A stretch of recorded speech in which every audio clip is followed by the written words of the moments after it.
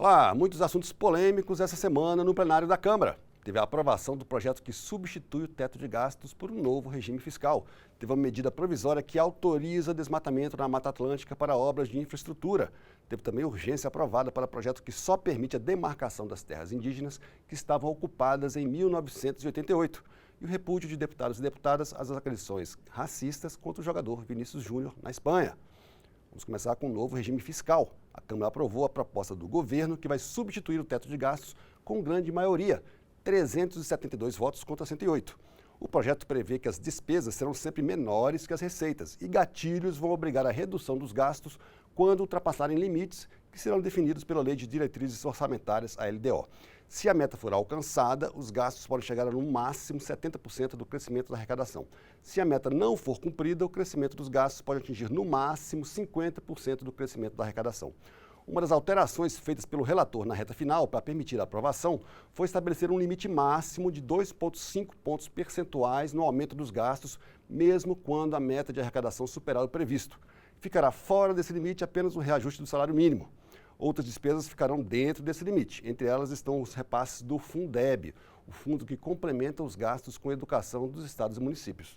Também ficarão dentro dos limites os repasses a estados e municípios para pagar o piso da enfermagem e os recursos do Fundo Constitucional do Distrito Federal, que paga a segurança pública da capital do país. Isso provocou muita crítica no plenário, mas o relator garantiu que não vai faltar dinheiro para essas despesas. Nós calculamos qual era o impacto de se colocar o Fundeb dentro do teto de gastos. E está aí o valor, uma compressão de pelo menos 3 bilhões de reais já no ano que vem. Quando o arcabouço fiscal começar a ser implementado e verem essa pressão de pelo menos 3 bilhões, já no ano que vem vão dizer a culpa é do Fundeb, vamos tirar da educação, vamos tirar de outro investimento da educação. O Fundo Constitucional do Distrito Federal ele é responsável pelas despesas de segurança e ele paga uma parte da folha da saúde e da educação. Isso acontece porque o Distrito Federal, Brasília, é capital da República. Aqui nós temos várias representações diplomáticas, aqui nós temos todos os poderes e, de repente, a proposta original, ela excetuava o Fundo Constitucional e o relator decide mudar as regras de reajuste do Fundo Constitucional. Nos nossos cálculos, nos próximos 10 anos, se perderá por volta de 87 bilhões. Eu garanto, e o futuro demonstrará, não causará prejuízo a quem quer que seja ao piso da enfermagem.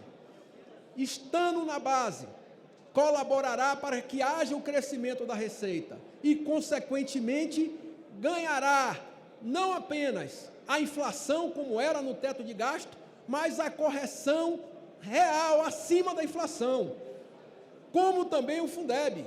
Não haverá prejuízo algum com relação ao Fundo Constitucional do Distrito Federal. Não haverá prejuízo. Apesar do resultado elástico a favor do novo regime fiscal, deputados da oposição criticaram a proposta e defenderam a manutenção do teto de gastos. Mas a maioria do plenário considerou que o novo regime fiscal é um avanço.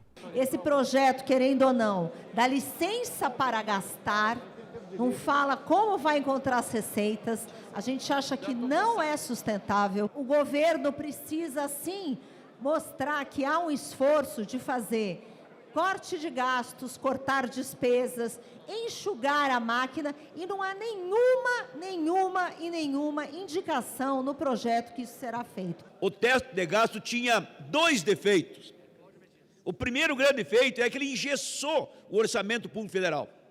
Engessou de tal maneira que nem quem criou ele pôde sustentar ele. De tal sorte que o governo federal, governo passado, que sustentou o teto de gasto, o que ele fez? Furou 4 vezes. O novo regime fiscal foi enviado para análise do Senado, mas uma outra proposta que já tinha sido aprovada pela Câmara e depois foi alterada pelos senadores, voltou para análise dos deputados e provocou muita discussão. É a medida provisória que permite desmatamento na Mata Atlântica para obras de infraestrutura, como a implantação de linhas de transmissão de energia elétrica, gasoduto ou sistemas de abastecimento de água. Tudo isso sem necessidade de estudo prévio de impacto ambiental ou compensação. O texto original da MP tratava apenas do aumento do prazo para os proprietários rurais aderirem ao programa de regularização ambiental, dispositivo que permite recomposição de vegetação nativa em troca de isenção de multas por desmatamento. O trecho que altera a Lei da Mata Atlântica foi acrescentado pela Câmara em março e depois suprimido pelo Senado, que considerou o tema estranho ao objeto original da MP. Como foi alterada pelo Senado, a medida provisória voltou para análise dos deputados. No plenário, o relator considerou que a retirada do texto pelos senadores foi uma emenda supressiva e rejeitou a alteração.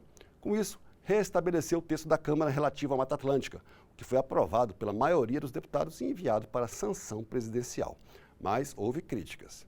A impugnação, aqui entre aspas, realizada é recebida na forma de emenda supressiva por este Parlamento, por esta Casa, para que não seja suprimido a competência decisória do plenário da Câmara dos Deputados.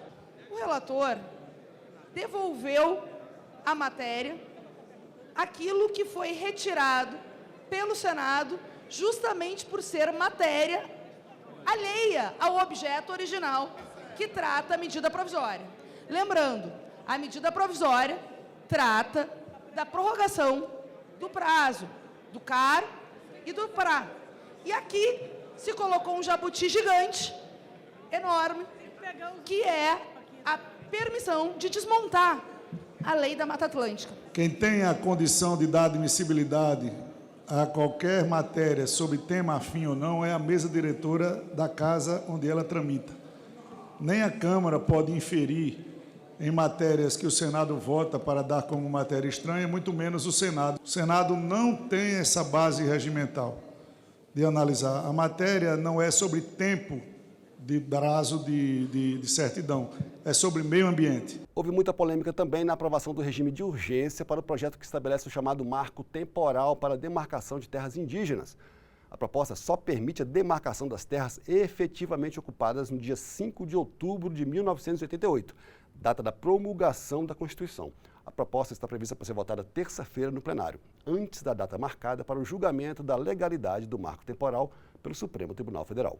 É inaceitável, senhor presidente, que ainda prevaleça a insegurança jurídica, que pessoas de má-fé se utilizem de autodeclarações como indígena para poder tomar de maneira espúria a propriedade alheia constituída na forma da lei, de boa-fé e de acordo com o que estabelece a Constituição brasileira.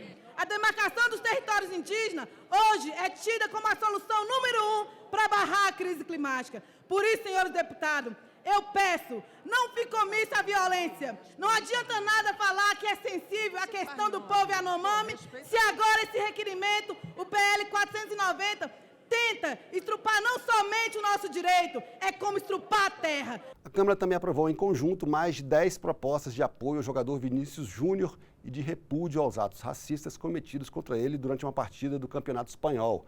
Nas propostas, deputados e deputadas de diversos partidos cobraram providências e manifestaram solidariedade ao jogador que tem sido alvo constante de ataques racistas ao disputar o Campeonato Espanhol pelo Real Madrid. A omissão da direção do seu time em agir no combate aos discursos racistas e aos crimes perpetrados contra Vini Júnior, a omissão de La Liga e das autoridades espanholas, mesmo com a existência de regras na Constituição e Código Penal espanhol, demonstram o quanto o combate ao racismo é urgente, tanto no nosso país, tanto aqui no Brasil, quanto ao redor do mundo. Subo essa tribuna primeiramente para me solidarizar com o Vini Júnior, cidadão brasileiro, que foi desrespeitado simplesmente pela cor da sua pele. Não é possível que em pleno século XXI nós estejamos ainda vendo cidadãos passando por esse tipo de discriminação. Não podemos aceitar esse tipo de atitude com quem quer que seja. E esses foram os principais destaques do plenário da Câmara essa semana. Semana que vem tem mais. Até lá.